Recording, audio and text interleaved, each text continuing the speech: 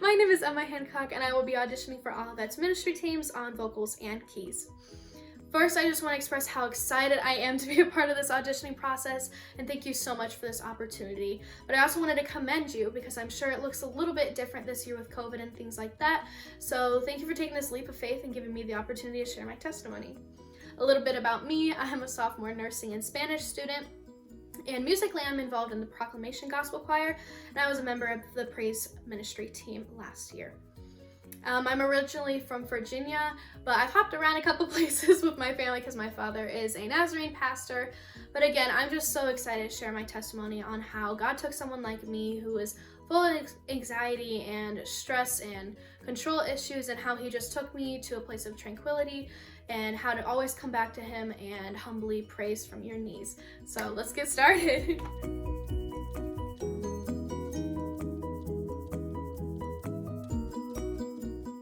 So like I mentioned, I grew up in the church, and at least for me, that meant that I knew Jesus loved me. I knew that I had to have my own personal relationship with Jesus, and I had to trust him and give him all full control of my life.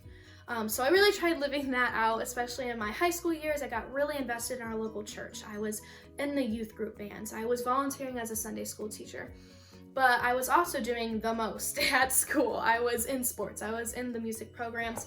I was involved in a lot of academic clubs, and I just became extremely anxious a lot. I had so much stress, and I always felt like I have to work really hard now so I can make it better in the future, and I just had all this anxiety built up.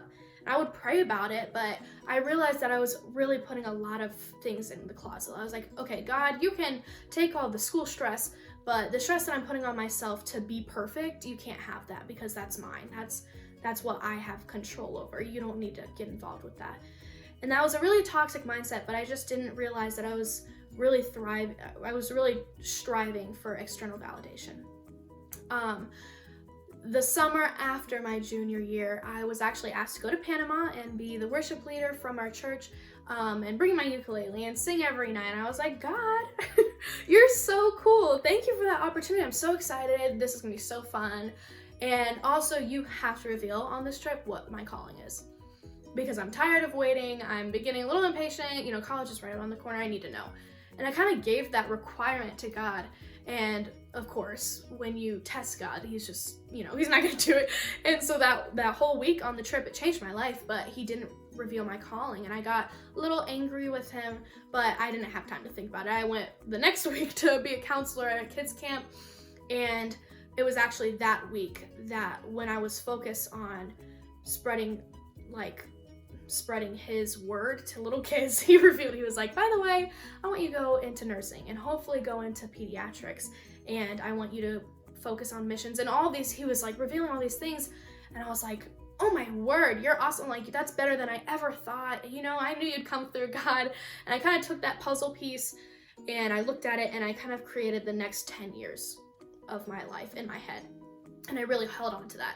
And to do that, I had to jump in with all this passion and excitement to my freshman year of college, and I loved it, but I did the same thing I did in high school. I was super busy, and I took every opportunity that I could, never said no, and again, I was just anxious and tired all the time. And even though I got great grades and I was doing so many things, I still felt empty and alone, even though I had found so many friends. And so, of course, as one can imagine, when quarantine hit and I kind of had to lose all of that, I was distraught and I felt unaccomplished, and I felt like God wasn't wanting to use me anymore. I was like, God, what is the purpose of this time in my life? And he had to call me back to the calm and just be like, you have to actually give me the control to give me the glory. You can't keep on stressing yourself out to be perfect.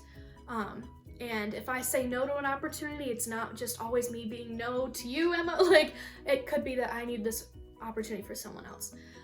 So since then, I've been working daily to remind myself, give everything to God, give him all the glory for everything that I'm doing. And that's the best way to live your life. You don't feel all these burdens anymore. I feel so much lighter, I feel happier, and I just am so excited for everything that's happening right now. So I want to thank you guys for this opportunity again, and even just for this process and your patience. And I hope that cleared up a little bit about my heart and my intentions.